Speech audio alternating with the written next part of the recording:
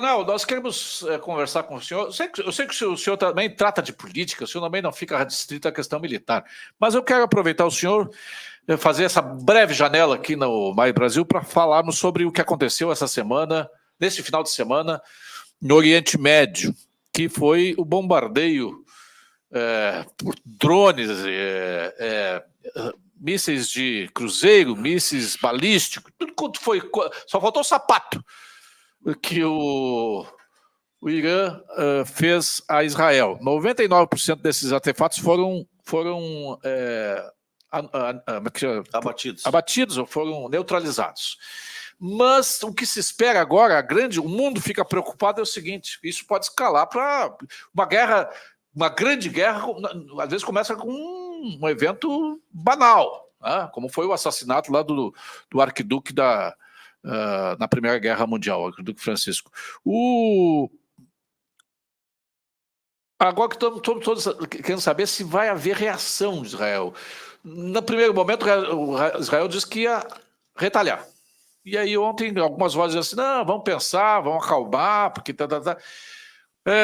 Coronel, o que pode vir por aí? Então, eu creio que é importante a gente contextualizar um pouquinho a nossa audiência, e agora que abriu a imagem de vocês, eu aproveito para cumprimentar a sua bancada, que eu estava ouvindo o programa e me deu vontade de te pedir para não me deixar falar e só me deixar ouvir, né? Porque é uma bancada sensacional. Um abraço aí a todos os presentes. Bom, vamos voltar ali à questão da guerra.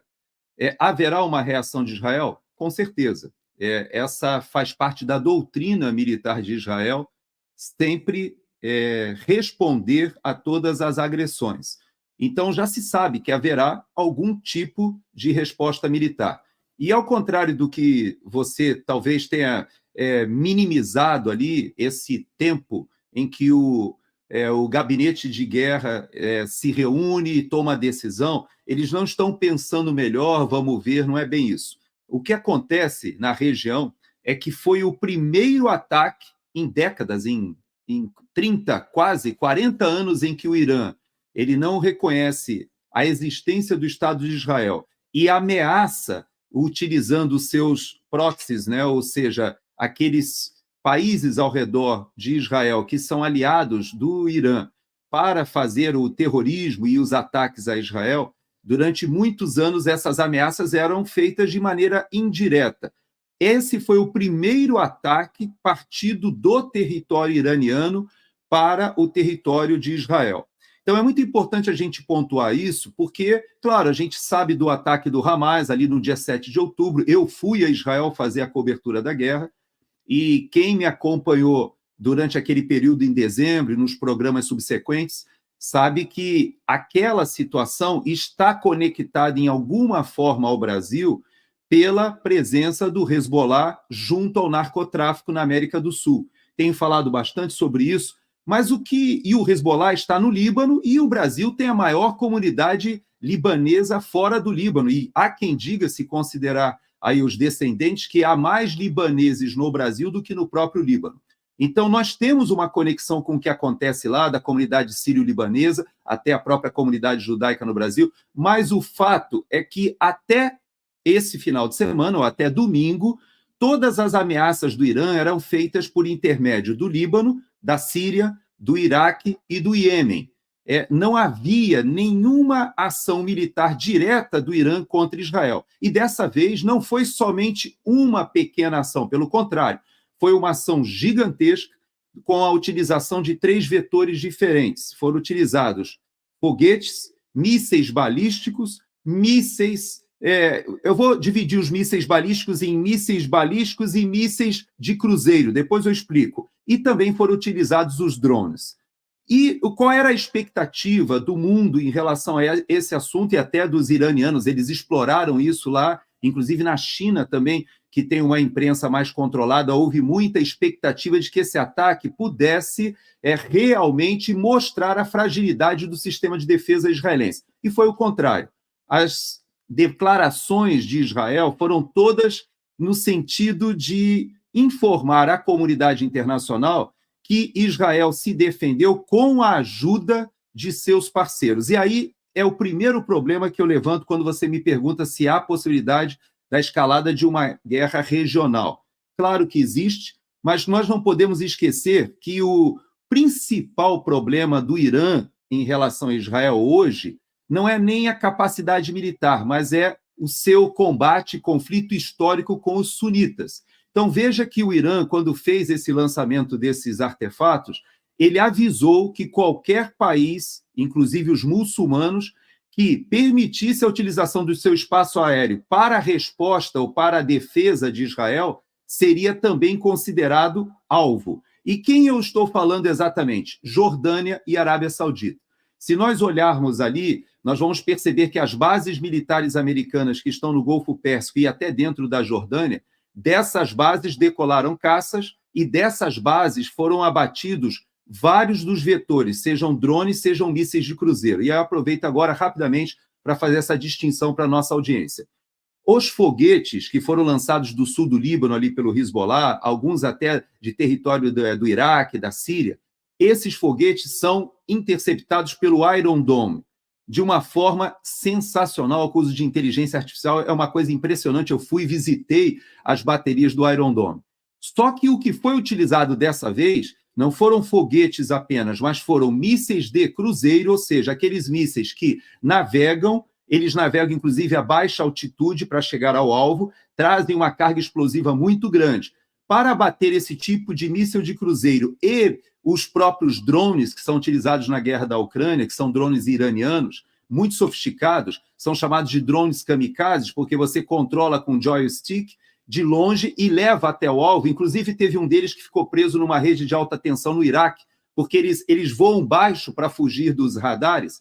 Esse tipo de artefato só pode ser interceptado com muita inteligência, com o uso de satélites, e eles têm que ser abatidos do ar, ou seja, eles são interceptados ou por mísseis lançados de aeronaves, que foi o que aconteceu. Estados Unidos, Alemanha, várias bases ali ao redor do Golfo Pérsico, inclusive dentro da Jordânia. A Arábia Saudita abateu todos os mísseis que foram lançados do Iêmen ali pelos Houthis, ou seja, os aliados dos Estados Unidos, eu não vou nem chamar de Israel, mas aliados dos Estados Unidos, fizeram a defesa de Israel e provaram para o mundo que sim, existe uma coalizão militar altamente sofisticada capaz de interceptar esses ataques. E faço o último adendo aí.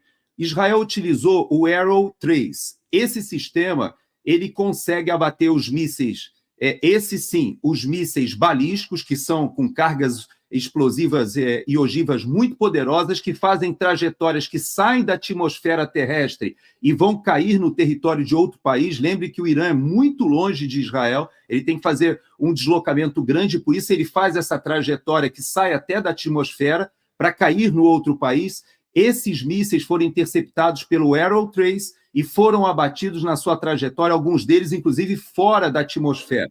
Então, essa tecnologia que Israel utilizou e junto dos seus parceiros foi a responsável por isso que você falou. 99% não chegou a atingir o território israelense, apesar de mais de 300, 400 vetores, e os estilhaços que caíram desses abatidos, um deles vitimou uma menina, que inclusive não é israelense, é uma menina de uma das tribos nômades ali, de uma área do Negev. Essa menina estava com situação muito grave, eu não sei se ela veio a óbito, e praticamente foi só a única consequência, algumas pessoas feridas, mas nada daquilo que a comunidade internacional temia. Por isso, a de Israel, fechando essa participação, ela pode ser feita de maneira estratégica e bem pensada.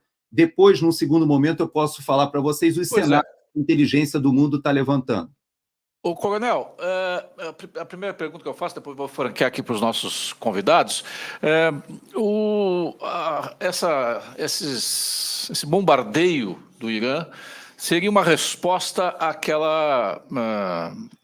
àquele bombardeio israelense sobre uma embaixada iraniana na Síria para aniquilar dirigentes do Hamas. A gente nunca sabe quem começa a briga, mas daqui a pouco ela se torna tão escalada que ninguém lembra mais como é que começou. O Irã daria por encerrada a sua resposta, ou ele pode agora só tá contando com o sangue quente dos israelenses para ter uma nova resposta, e aí vai para lá e vem para cá, e pode escalar para todo mundo é o meu grande medo, pode escalar para uma tensão mundial, Coronel? Existe essa possibilidade, é claro, mas o mais importante para a gente levantar nessa sua pergunta é quais os objetivos estratégicos e os objetivos políticos do Irã, nesse caso, e dos Estados Unidos. Israel, nessa situação, ele está se defendendo, é verdade, mas é um país muito pequeno. Ali, Israel, não só o território é muito pequeno, como a população é muito pequena. Então, em tese, a questão que vai decidir se isso escala para um conflito regional, ela diz respeito, em última análise, aos Estados Unidos, seus aliados, a OTAN e os demais países, e o próprio Irã. Por que eu digo isso? Quando você fala como iniciou, né, essa última fase, nós não podemos desconectar que o 7 de outubro, o ataque do Hamas ali, aqueles kibbutz, aquela própria festa, que era organizada, inclusive, coincidentemente, por um brasileiro, aquele ataque que vitimou 1.200 pessoas, levou mais de 200 sequestrados para dentro da faixa de Gaza, e que não só foi um ataque, mas foi um ataque brutal, filmado propositalmente pelos próprios terroristas para explorar nas redes sociais. Então, é uma guerra essencialmente midiática. Então, essa tua resposta ela está ligada ao seguinte: por que o Irã fez esse ataque em Israel lá no dia 7 de outubro para começar essa escalada? Foi porque os acordos de Abraão, que foram intermediados ainda no governo Trump, eles estavam caminhando na direção de alguns países importantes, e o mais importante deles é a Arábia Saudita, reconhecerem a existência de Israel, fruto de uma negociação que estava aproximando alguns países muçulmanos do próprio governo de Israel. Isso é inconcebível para o Irã. Então, o que ele fez? Ele escalou a crise com um ataque terrorista ali por intermédio do Hamas e esperava que os outros países muçulmanos eles rompessem com essa aliança com os Estados Unidos, que faz essa intermediação em relação a Israel. Bom, o que agora, essa escalada que você fez, cometeu ali uma imprecisão que eu faço questão aqui de Sim, orientar. Foi no anexo da embaixada, mas... Isso, não só o anexo, mas não foi para matar o líder do Hamas. Na verdade, era um general iraniano que faz a conexão com o Hezbollah no Líbano. Esse que foi o morto. Tá certo. Então, Isso, tá certo. esse importante general iraniano, ele lembra aquele outro que, na época ainda do governo Trump, foi morto, que foi o Soleimani, que também liderava essas forças no exterior, que são serviços do Irã no exterior, atacando Israel. Bom, feito essa rápida correção, vamos entender que essa resposta iraniana ela se dá de uma maneira muito grande, sem precedentes na história. Nós nunca tivemos um ataque tão expressivo. Só que esse ataque, ao contrário do que o Irã desejaria, ele evidenciou para o mundo, e por isso nas respostas de Israel, se você observar os porta-vozes de Israel, eles todos estão falando sobre nossos aliados, nós e nossos aliados. Ele faz questão. Teve uma capacidade de unir um grupo de países para defender Israel também, né? Tem essa... Exato. Mas você veja que nas redes sociais havia muita gente no Brasil, Estados Unidos, em todos esses países, apoiando a causa palestina, né? Você via que manifestações no mundo todo chamando Israel a responsabilidade pela resposta ali na faixa de Gaza. E agora, o que acontece? A expectativa do Irã era que o mundo se colocasse contra Israel e apoiasse, como aconteceu no Brasil, né? O Irã ficou muito feliz com a resposta brasileira. Você pode observar que o Brasil ele fala que lamenta que tenha havido esse ataque, mas não condena o ataque, e o Celso Amorim, inclusive, diz que foi uma sinalização, uma mensagem iraniana, mas que agora ele já passou a mensagem, agora a gente pode deixar para lá. Isso não é assim que funciona. Os países europeus ali, todos se manifestaram, inclusive a Alemanha, de uma forma muito dura, porque é inadmissível que o Irã faça um ataque dessa magnitude sem ser contido. Agora, como será essa contenção?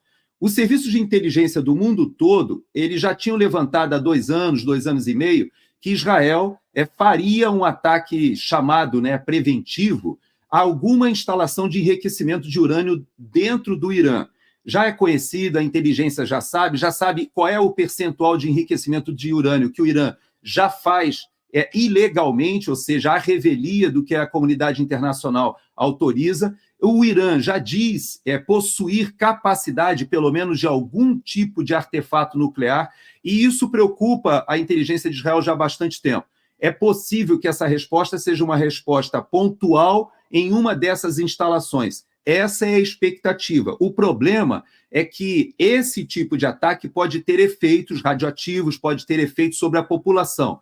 E Israel, sempre que faz essas respostas, ele usa muita tecnologia e atinge normalmente um líder ou uma liderança, normalmente em casas onde ele consegue fazer um ataque com o mínimo de efeito colateral. É assim que Israel tem se portado nas últimas décadas. Em todas as respostas ali no Líbano, até agora na faixa de Gaza, é uma das grandes armas, né, dessa guerra midiática contra Israel, pelo fato dele entrar com tropas, né? Lembra da ocupação do Líbano, que aconteceu há anos atrás? Então, Israel se preocupa com a opinião pública, sim, mas nesse momento me parece que o Irã ele foi muito longe e vai obrigar a comunidade internacional a fazer uma resposta que consiga passar a mensagem de que não podem avançar ou não podem escalar para a área militar do jeito que está sendo feito.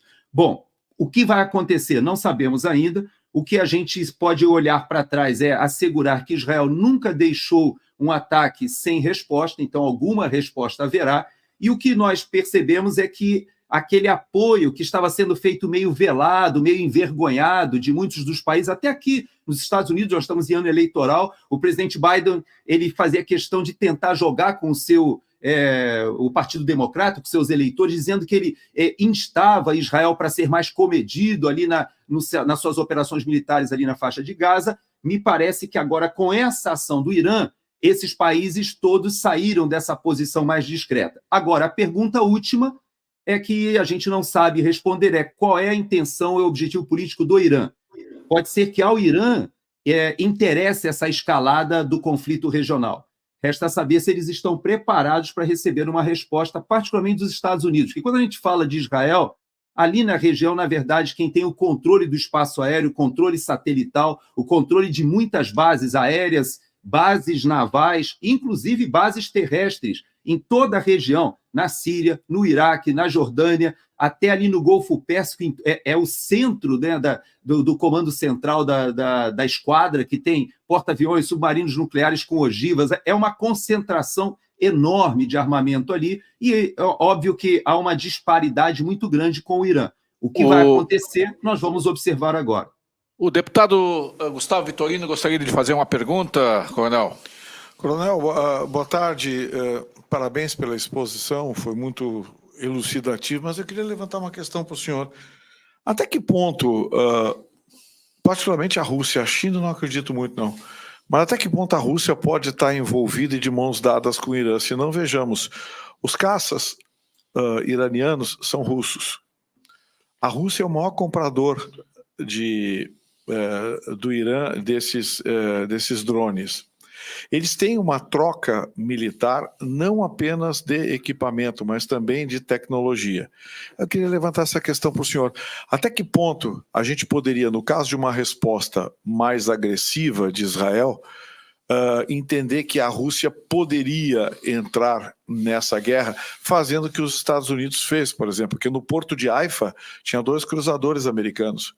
Só que a Rússia, aí eu boto um rabicho nessa pergunta, a Rússia está muito preocupada com a guerra na Ucrânia, que é para resolver em semanas, já faz 2 anos, né, coronel?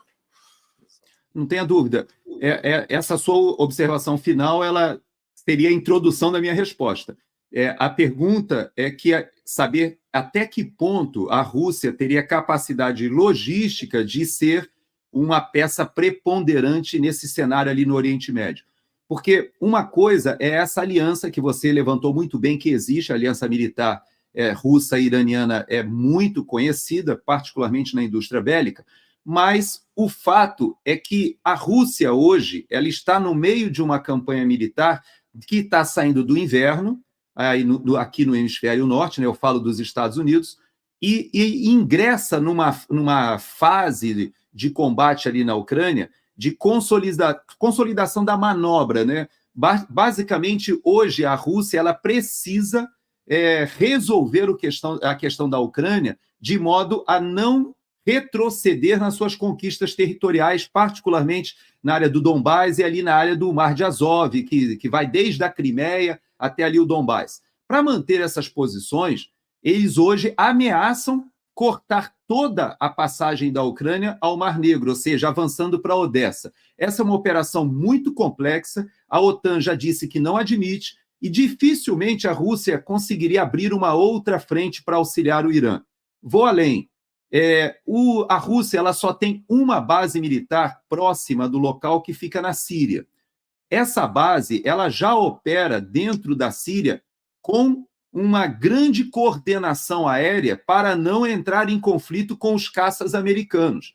Veja que o ISIS, né, o Estado Islâmico, ele foi combatido dentro da Síria simultaneamente pelo Irã, e nesse ponto o Irã e Estados Unidos eram aliados contra o Estado Islâmico, e junto com o Bashar al-Assad. Então, o Bashar al-Assad, na Síria, era apoiado pelos russos, os iranianos também combatiam o Estado Islâmico, e os Estados Unidos, que estavam ali junto aos curdos, também combatiam o Estado Islâmico. O que acontece? Toda essa presença militar dentro da Síria ainda persiste. No Iraque, da mesma forma, o Iraque, os Estados Unidos, eles têm bases no Iraque ainda, que estão sendo, inclusive, atacadas agora também. Então, é muito difícil você imaginar que a Rússia tenha capacidade logística para ser um ponto decisivo nessa escalada que você se refere. A China poderia ser do ponto de vista econômico, mas do ponto de vista militar não tem nenhuma possibilidade de interferir nesse conflito. E me parece que nem há interesse, porque ela tem conexões muito importantes ali econômicas na região. Então, não me parece que a Rússia possa ser esse ponto decisivo. Agora, o que o Irã gostaria, sim, é que houvesse um rompimento definitivo de toda a comunidade muçulmana com os Estados Unidos e Israel. E isso é o ponto mais complexo ali do Golfo Pérsico, porque nós sabemos que o Irã tem capacidade de prejudicar ali o tráfego de petróleo, a produção do Iraque, a produção toda ali do Golfo Pérsico, da própria Arábia Saudita, parte sai pelo Mar Vermelho, mas parte sai pelo Golfo Pérsico. Todas essas produções hoje estariam afetadas de alguma maneira numa escalada desse conflito. Então, economicamente não interessa ao mundo, do ponto de vista desses países sunitas que são produtores de petróleo, não interessa essa escalada, e a gente não pode esquecer o seguinte: a guerra no Iêmen, ela é uma guerra entre a Arábia Saudita e o Irã, não é uma guerra de Israel. Então, a guerra ali dos Houthis... Ali é xiita contra sunita, né? Xiitas contra uma facção sunita. E nós não podemos esquecer que a Turquia, que também é sunita, faz parte da OTAN, mas eles estão também numa pressão muito grande interna para se colocarem contra Israel. Então, é muito difícil a gente ter uma intervenção militar ali, fácil de ser analisada no campo da geopolítica, na base da matetática, né, como a gente chama. Quem tem mais força, quem pode interferir mais, porque são muitos interesses cruzados, né? Então, é importante entender, muçulmanos turcos, eles falam turco, não são árabes. Muçulmanos do Irã, eles são persas, também não falam árabe, também não falam turco, eles falam farsi. E os muçulmanos árabes, esses falam árabe e alguns desses estão ganhando muito dinheiro no Golfo Pérsico e a eles também não interessa essa escalada do conflito. Então, vamos aguardar e ver como será essa resposta de Israel, ou até podemos dizer como será a resposta dos Estados Unidos por intermédio de Israel. O nosso comentarista Ivan Azevedo gostaria de fazer uma pergunta. Coronel, né?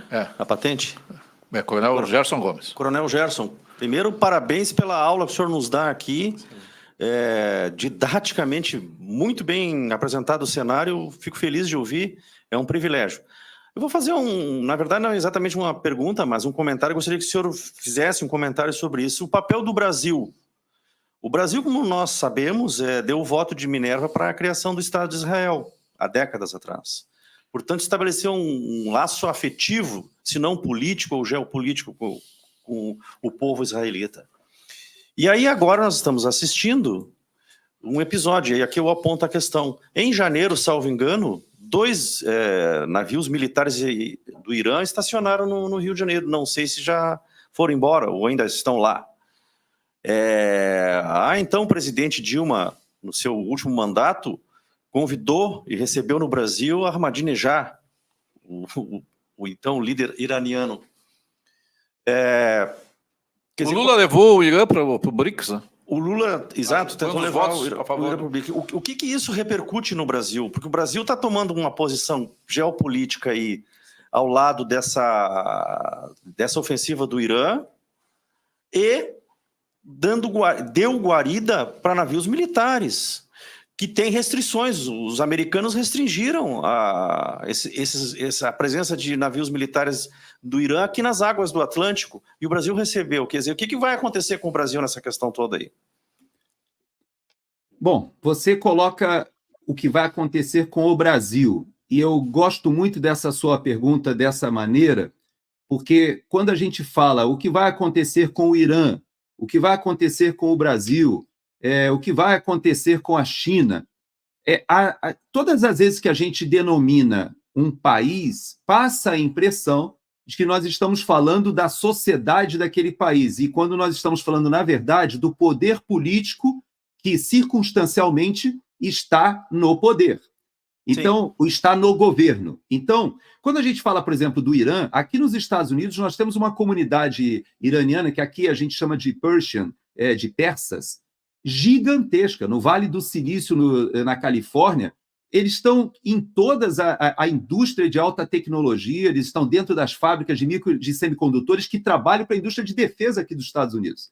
Então, você fala assim, poxa, mas eles não são iranianos? Sim, mas eles são iranianos como são libaneses os brasileiros que moram no Brasil e que vieram do Líbano, grande parte, fugindo da guerra do Líbano, na época em que os cristãos libaneses foram expulsos. Então, quando a gente fala do Irã, é importante a gente entender que a gente está falando do atual governo do Irã após a Revolução Islâmica. Quando a gente fala, por exemplo, do Líbano, a gente está falando do Líbano de hoje, que o Hezbollah se transformou numa força político-militar e que é aliada do Irã.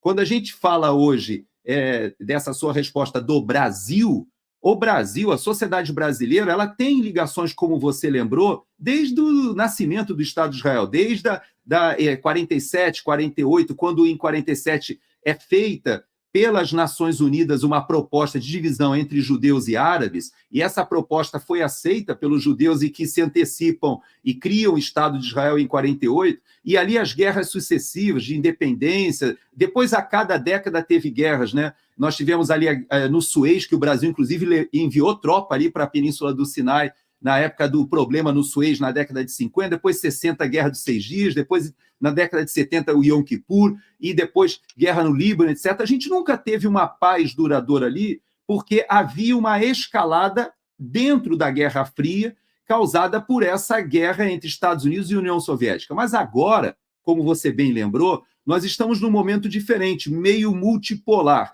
Já há uma organização de tentar colocar o mundo, pelo menos com 3 blocos bem definidos, né? Um bloco ali seria o bloco mais ocidental, mas eu não gosto desse nome porque nós temos a Austrália, que não está no ocidente ali, Japão, Coreia do Sul, mas vamos dizer, um bloco ligado a Estados Unidos, OTAN.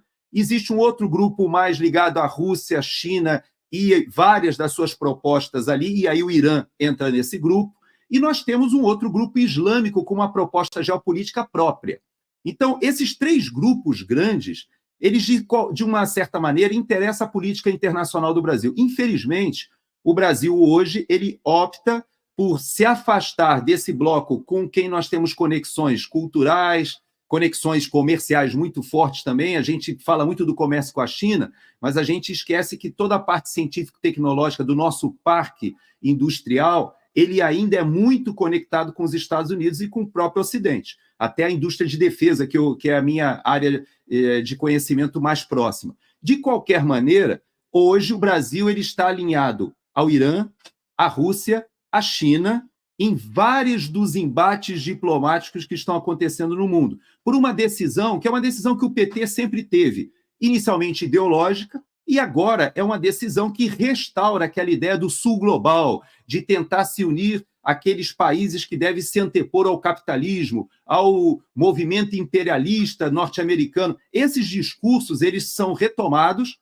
e agora, infelizmente, nós temos o poder executivo indo nessa direção que você aponta. Hoje nós temos ditaduras na Venezuela e Nicarágua que são apoiadas pelo governo brasileiro. Isso não quer dizer que o Brasil apoia, mas o governo brasileiro apoia. Hoje nós temos situações em Cuba e em China em que o partido que apoia o presidente, que o Partido dos Trabalhadores faz acordos com o Partido Comunista Chinês e com o Partido Comunista Cubano. Então, esse caminhar, esse alinhamento hoje que se faz com esse bloco ideológico e que tem governos autoritários, deveria nos envergonhar como brasileiros. E eu creio que envergonha.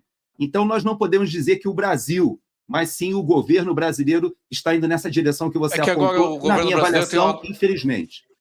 No governo brasileiro tem uma nova articuladora agora, a articulação do novo governo brasileiro é feita pela Janja, segundo ela mesma disse, né?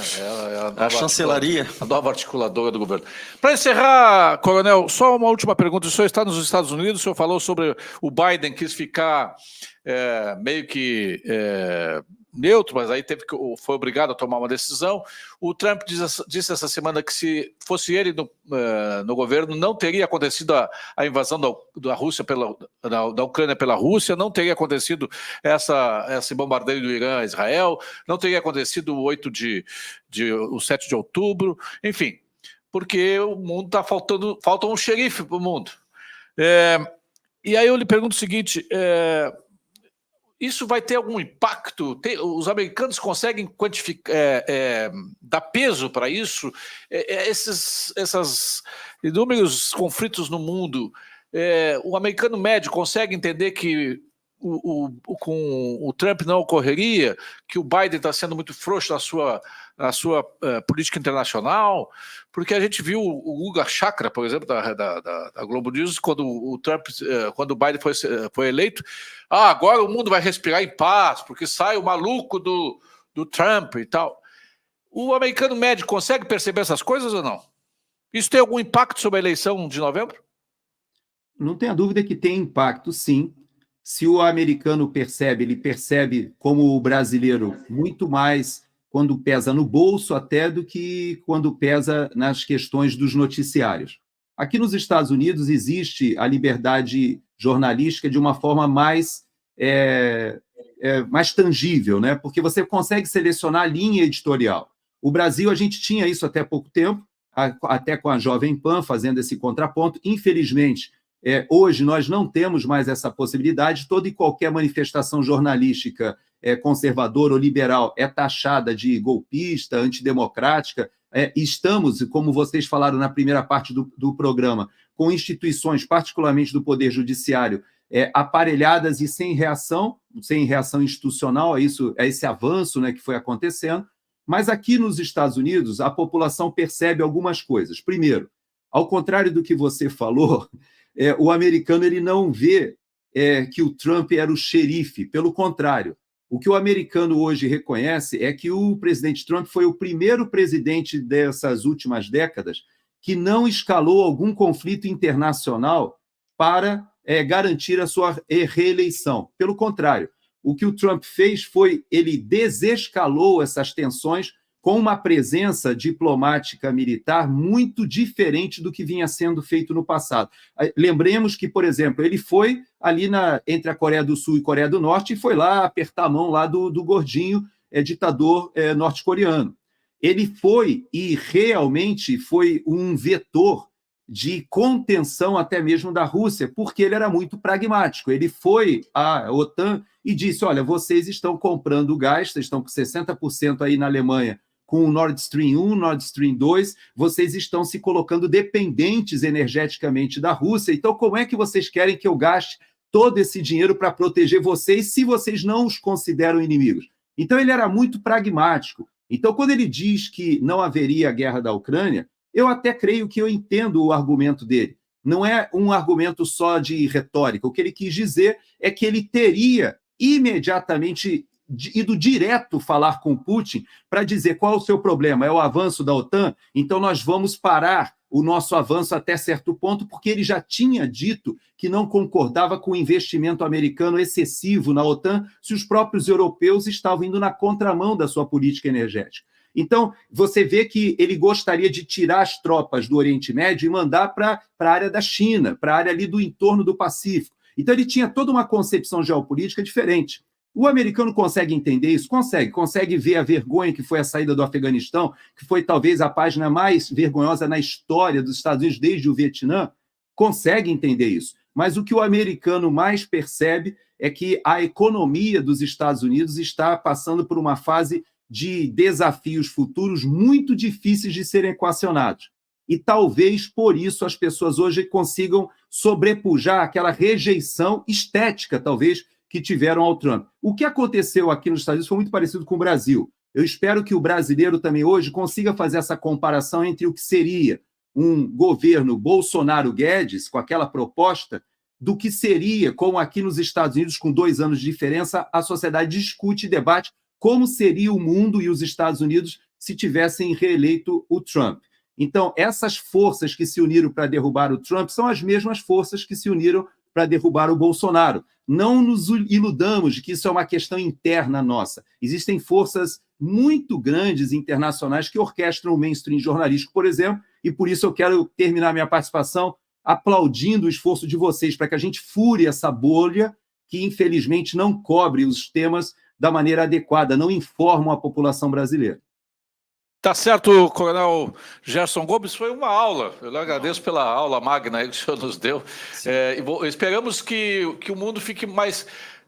que a gente não precise procurar o coronel, pelo menos com essa pauta de guerra aí, né, tão cedo, mas é uma experiência quase de poliana, né, porque o mundo vive, até porque existe uma indústria armamentista, indústria dos interesses internacionais muito pesados, e o ser humano, eu vou dizer uma coisa, muita gente diz assim, não, depois da pandemia nós vamos melhorar, eu acho que nós pioramos depois da pandemia. Obrigado, Coronel Gerson Gomes. Obrigado a você, um forte abraço à audiência, e vou fazer meu chimarrão daqui a pouco para ir para o Braddock Show. O senhor é colorado ou é gremista? Se toma chimarrão, tem que torcer alguém. No Sul, eu sou gremista, eu tenho que confessar, porque eu sou tricolor no Rio de Janeiro. Estragou tudo ao final, no finalzinho estragou tudo, assim. Ó. Pois é, mas no Sul eu tenho que confessar que eu sou gremista. Obrigado, Coronel. Um abraço. Cara, excelente, eu tive uma aula de geopolítica. Muitos comentários da audiência elogiando e agradecendo a oportunidade do aprendizado. Eu acho que isso